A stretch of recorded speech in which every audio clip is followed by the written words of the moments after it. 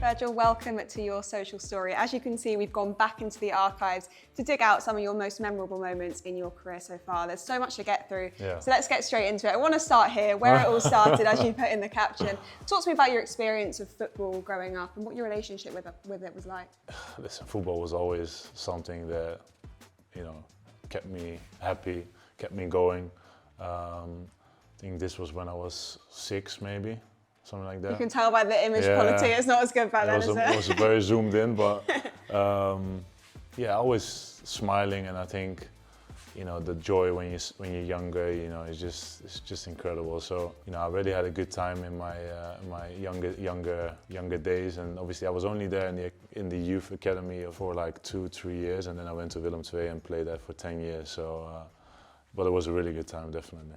When did you realise you had a special talent? Funny enough, I remember seeing so many comments when I made the transfer to Liverpool saying, obviously, someone knew it already when I was younger.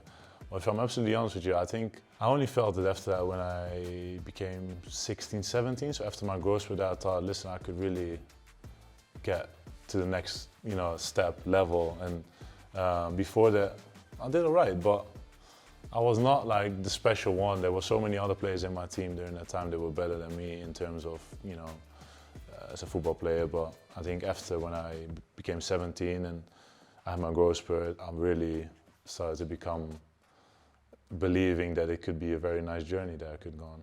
Well, let's talk about some of that journey a bit more then. We're going to skip ahead to 2017. This is your first Instagram post. I thought I would see what all the fuss was about. And then we've got this iconic photo, of course, when you signed for Liverpool.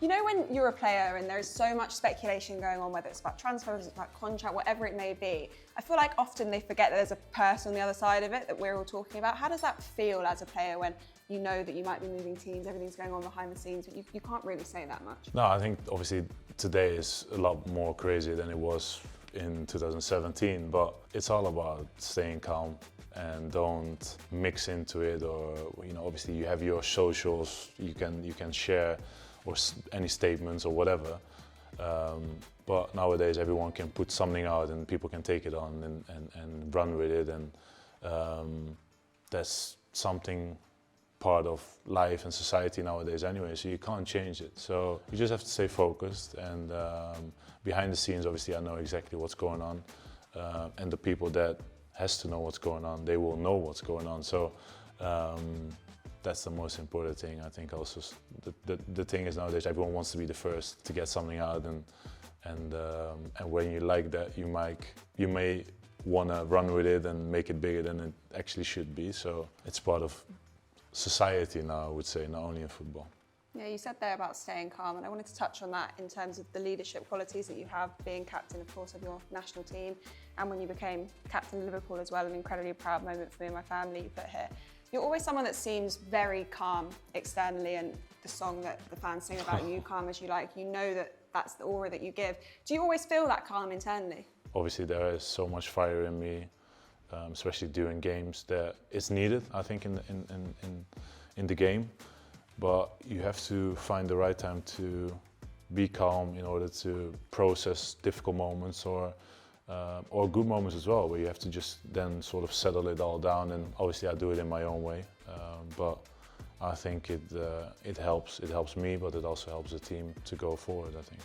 Well, there's been a lot of winning. We look at all these photos, we can see Premier League champions here, Champions Leagues as well. Some difficult times in there as well, which no doubt make things even sweeter. But we spoke to Trent a couple of weeks ago, and he was saying the winning becomes addictive. Once you start winning Premier League titles, you start getting Champions League success, you feel like you need to keep doing it. Is that the case for you guys as a team? 100%. I think that feeling you get when you obviously win team awards first and foremost is incredible. Especially with Liverpool. When we won the Champions League and we went on that parade, that feeling was unbelievable. Somewhere probably. But even obviously being in Madrid and celebrating with all my family and friends, and obviously all the fans there, it's just such an amazing feeling that you want to experience again and again. And obviously we've won trophies over the years, everything.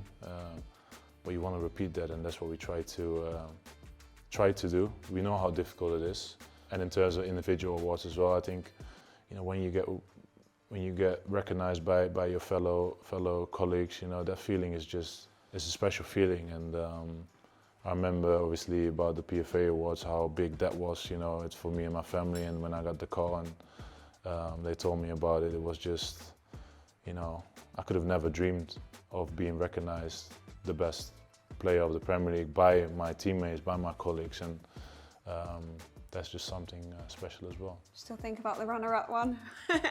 Feel like you deserved it that year? For me personally, obviously, it was already an amazing feeling to be nominated for a Ballon d'Or. That, like I said, when I was younger, I didn't think about all these things. These things would be too far to think Back about. then. And yeah, 100%, you know, and to then become second to Messi, who was arguably the best player in football, and Cristiano, same story. You know, it's surreal, and then to be there, and it was a very special night that I would never ever forget for the rest of my life.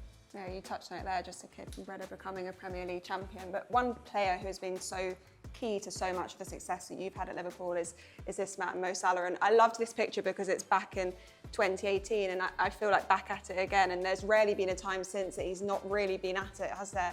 What's that like, playing with him, and the sheer levels of consistency that he manages to achieve season after season? Yeah, I think consistency is the most difficult thing in football, and obviously I try to aim for it.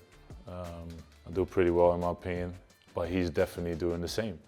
And we keep pushing each other. He keep pushing, obviously, all of us, but including myself as well. He wants to be able to be important for the team each and every game, and he's been that. Obviously, we've been on a journey together since 2017. Yeah, it's been a great journey. On you and on him as well. Do you feel like there's still years left at the top of your game? 100%. For both of you? Yes. Okay, right. Sure, easy answer. Yeah. Let's move on then to this man, another man key to so much your success. I'm not going to ask you to talk about how much he means. You've done that so many times. But are you still in touch, one? Yes. And second, oh, you are. How is he? How's he getting on? Yeah, he's good. He's on holiday at the moment. Enjoying himself? He's actually enjoying himself. He's going back to work, obviously, very soon. Yeah, getting some holiday in between. Yeah, exactly. So I always knew that it won't take long, that he's going to be back at work, knowing the person he is. But yeah. He deserves a bit of time off. Yeah, what a manager. From the very first days that I met him until obviously today, you know, he's been a very important figure in my football career, and I would say in my life as well, you know, because it's still life-changing what he's done for me and my family. So always grateful. What's the one thing that you've taken from what he taught you that you carry on? I think definitely the leadership. I think the fact that, you know, as a leader, you have to put others in front of you instead of, you know, being on top. You have to be the one, you know, that's always looking out for others, and let others go in front, or if you know what I mean. So I think that's definitely a big thing, and the hard work each and every day. You know, never let a day go past that you think I didn't give everything today to improve, and yeah, he's been very good. Look ahead then a little bit, new era now. I'm not going to ask too much about the transition, but I do want to ask, with Slot, do you feel your role has changed at all? Yeah, definitely. Obviously, it's a change of, I wouldn't say a big change of style of play, but there's definitely something, especially in possession, what the manager wants to do, and he gives me a big responsibility in that, in terms of dealing with what the opponent is doing against us when we have the ball. So whether they press with 2, 3, 1, and you know, I can obviously then decide how we could build up or not. And I really enjoy it so far. It's obviously suits me, and let's just keep that going. But the responsibility level that's there, I really enjoy. Well, you said here, what a time to be a Red. Still feels like a pretty good time to be a Red, doesn't it? Well, so far things are looking very good. And I think that's down to the consistency of the whole team, the players that are playing, but the players that have been coming on and making a difference. You know, everyone is playing their part in it, and everyone has to realize that as well. And that's what I'm seeing each and every day. And it's really good to see, because obviously I know when you're not playing, it's definitely not easy to accept that. But you have to be ready to help the team when it's needed. And we have so many games nowadays anyway, that you will get your opportunity. And if you're soaking, or if you're not ready to do it, then you're only gonna have a problem with yourself. So we're in a good place, and we all know that in December there's nothing won. We want to be there around this time, well, it's 14th of May, this is in 2022, but that we are there, and that's the aim. Next up then, Manchester City. They're in a bit of a difficult run of form. At the beginning of the season, a lot of people would maybe have said Liverpool were underdogs in terms of the title, Man City are on top. Now things have maybe shifted slightly. Do you feel that it makes things a bit even more difficult when they are going through a difficult time? There's no room for complacency, is there, from your perspective? I think against them there's never room for complacency. I think every game against them is tough. We've never had a game against each other where maybe that game, by the way, but that was, I think, after we won the league. So you're not happy with this choice of photo, are you? No, I put it on myself, so I don't know why I did that either. But no, it's always been a very difficult one against them, and they have a very good squad. They have an exceptional squad, in my opinion. That's why they also won 4 times in a row. They have an exceptional manager. You know, I think everyone knows that at a certain point they can turn it around. Hopefully not this Sunday, but looking at ourselves, because that's the only thing I'm doing, is that we have to be at our best to win the game, and looking forward to that as well, together with our fans, and hopefully have another amazing evening together. And Salah said we're not underdogs. Do you agree with that? Did he say that? Oh. Well, listen, we play at home. Not just this weekend, he meant in general. In general? If you look at our team, we've got some of the best players in every position, so why would we ever consider ourselves that? No, I fully agree with that, but you know, the games that we've played, I just had a start as well. That we played 17 and we won 7 and draw 6 and lost 6, so it's quite even. And I want to be on top of them on Sunday and win the game, and that's the aim. Well, when we look at all of this, we've seen plenty of defenders play well into their 30s in the Premier League at the highest level. Is that something you think about? I feel like I can play on the highest level still for a very long time, but obviously it's all down to how I look after myself, and that's what I'm doing each and every day. And obviously no one knows what the future brings, but you know, I still feel so good, and obviously you can see it, I think, in my performance. I enjoy it as well each and every day, and yeah, it's all about how much do you want it, and I want it a lot, and I want to keep. And I fully understand that, you know, it's always maybe a question mark, but winning. We spoke about winning trophies and being successful. I think, you know, that feeling is just so amazing that I still want to achieve that, and that's why playing at the highest level will be definitely something I'm looking forward to. What does this club mean to you? This club means a lot to me, to my family, of course, and obviously the club have given me so much over the years, since obviously day one. Obviously I've give also back to the club, but that's obviously just a little bit, yeah.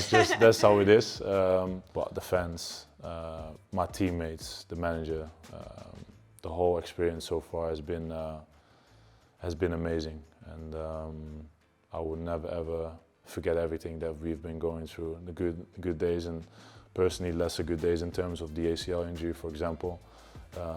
But the way, you know, the club has been with me, and the fans, you know, is something I will always cherish forever. And plenty more parts of the journey. We can come back in a couple of years, have loads more photos on this. Well, listen, hopefully end of the season we have a couple more with trophies in my hand. Yeah, we've left some space to them, look. Hopefully. That's the aim for now, and we're going to see what the future brings. Okay, I'm going to ask a difficult question then. I want you to pick a moment. I want you to pick a favourite of all of these. I love that you've got your Polaroid camera out. Yeah, that's my own camera, yeah. Yeah, you took some of these. This was a little bit not great, but we wanted to put it on. No, it's great. Did you take this one? Yes, I did. Yeah. I'm much better now, by the way. This was the beginning stages of my... your photography journey. Yeah, exactly. I think the big ones that you already put out, obviously, are the ones that stands out for me as well. Obviously, becoming captain, when I was younger, winning the Premier League. We've not even spoken about this night. I know. It's quite a good night, isn't it? Yeah. But the Premier League will be with the fans.